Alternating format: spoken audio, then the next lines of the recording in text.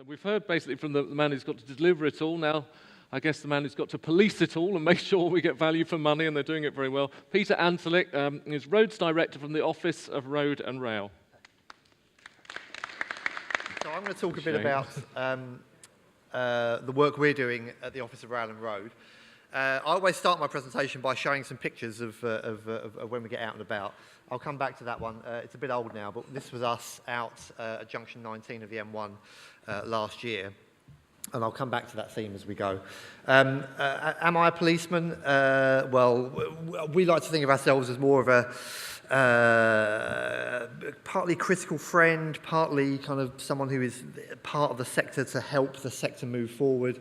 But there is a particular role about us monitoring the performance of Highways England, which is a very important role to give everyone, particularly people in this room, some confidence that the plans that Highways England has are on track to be delivered. So I'll come back to that.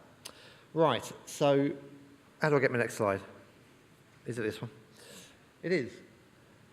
That one. Right, so just who is the Office of Rail and Road? So when you boil it all down, and we have lots of slides that could go through all the different duties that we have, but when you boil it all down, we believe we are here to protect the interests of road and rail users. Okay, that's when we get together, as we are doing at the moment, and think about our plans for the coming year, that is what is top of our mind. Okay, are current road and rail users getting the right level of service for the right price? Are the investments that are being made effectively and efficiently? And we try and draw everything back to that. And it's quite interesting how that kind of statement is quite powerful when you then try and unpick, well, what does that mean for how we approach our work, in particular the work with Highways England.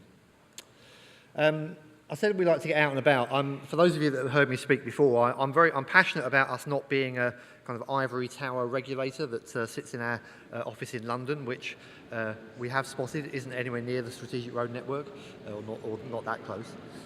So we try and get out and about, and there are some shots of us in the Midlands area. We actually went out one night and observed some renewals work happening. And for me, that's quite an important part of the role that we play, is to really understand what our commentary, what our decisions mean for the people who actually then have to go and deliver the massive programme of investment, and the people that are affected by those decisions. So that's us out and about. I went to see the RAC as well, and there are some particular issues which they are raising around things like the safety of the smart motorway programme, and we like to hear it kind of from the first hand from the people that are actually affected by it. So, as Jim said, we published a report earlier on this year, which was our first annual assessment of Highways England. There were three key messages in there. The first one, as Jim said, is we think that Highways England have made a good start to their delivery of the road investment strategy. Okay? That doesn't mean everything is perfect. It doesn't mean that we don't have concerns about some areas and that we're not working with Highways England, because we are. But broadly, when you consider where the company came from on the 1st of April last year to where it is now, we are seeing that change happen, and we can see, in particular, the focus that Jim and the senior team there are bringing to the right things for delivery. The second point we made is that while in the first year most of the targets were met, and I'm not looking to be kind of faint praise there, there were some things we felt would be better if there were more robust plans for the whole of the 5-year period.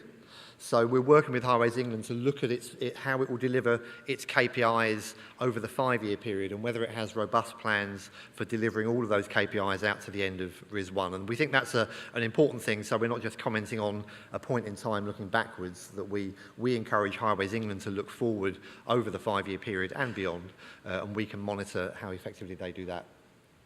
And the third point I'll spend a bit more time on now, and that's to do with the capital programme and the specificity of that programme. How well defined is it, and is the plan actually robust and deliverable, and big questions like that, that when Tricia speaks, the Department of Transport desperately needs to know that its delivery vehicle, Highways England, has a robust plan that the supply chain, many of you in this room, are signing up to as being a realistic plan that can be delivered. And we've done a lot of work working with Highways England to look at that. And so the third point is really to touch on our view of the fact that we think that that needs maybe some more work. So that's our table of KPIs. It's in the report. As I said, broadly, it was a good picture for the first year. There are some amber things there. That really relates to where we don't yet see a robust plan in place rather than a particular performance issue. I think as we go through this year, we're getting underneath some of these KPIs a bit more. We'll have more to say about some of the progress. Safety and user satisfaction, they're two of Jim's three key themes. They are very much two of ours as well. And the safety KPI is very challenging out to 2020, and user satisfaction and the target there, I think, may be a stretch for Highways England this year. So, you'll see more about that when we publish our next reports. But just touching on stuff which is, perhaps, more relevant to the people in this room, particularly the supply chain representatives. So we talked about the profile in RIS1, and if you look at the graph on the right-hand side of that slide, you can see that the base plan that Highways England has for starting its schemes, it looks a little bit odd, I think would be a good way of putting it. Is the company really going to start 60 schemes in the final year? What would that actually mean for the network, for the users of that network, for all the people that are complaining about lots of roadworks, not much activity? What would that actually look and feel like for those users? And so we've asked the company to have a good think about that, and we've asked them, is that actually reflective of how you will deliver this programme? And if there is a difference between the two, how can you reconcile that, and how will you explain that to the supply chain so they can get prepared to support you in delivering your programme? The next slide we focused on, and we're focusing on more this year, is the renewals profile. Beneath the data that went into that slide is some fairly interesting data about how Highways England's plans compare to the budget it sets, and it's set in the first year in terms of the renewal of the network. I think we're seeing some similar issues this year, and we're doing more work with Highways England. In fact, we'll be starting a deep dive or an in-depth review of the way they do their maintenance and renewals planning in the next couple of weeks, so that we can help understand exactly what the challenges are for getting that profile, which the bottom right graph there shows is quite uneven, getting it more even so that the people that are providing the aggregates and the asphalt into the network, into the renewals programme, have, frankly, a better job of delivering that efficiently. And we think that's a question that Highways England needs to look at in more detail. So I've touched on some of our priorities for the coming year. RIS1 delivery. The report that's referred to up on the top right there is a report we did earlier on this year, where we had Credo help us do a review of the supply chain and its capability and whether it was ready to deliver the big ask in RIS1. I think we'll be doing another version of that in the next few months. We really welcome any feedback we get from people in this room and the companies that you represent as we do that work. Trish is going to touch on RIS2 a bit more, but we do think that's a very important place to say, okay, what are we learning from RIS1 that we can apply in the planning for RIS2? And there's lots of work going on. Philip Andrews is sitting there. We talk to Philip all the time from DFT about how that planning should work, how we can make best use of the information, how the route strategies will feed in, what our views are in terms of how efficiently that process is being run. So again, that's a very big collaborative effort that is going on at the moment. And then there's a point up there about efficiency and benchmarking, and you'll see some more reports on that from us over the next couple of months.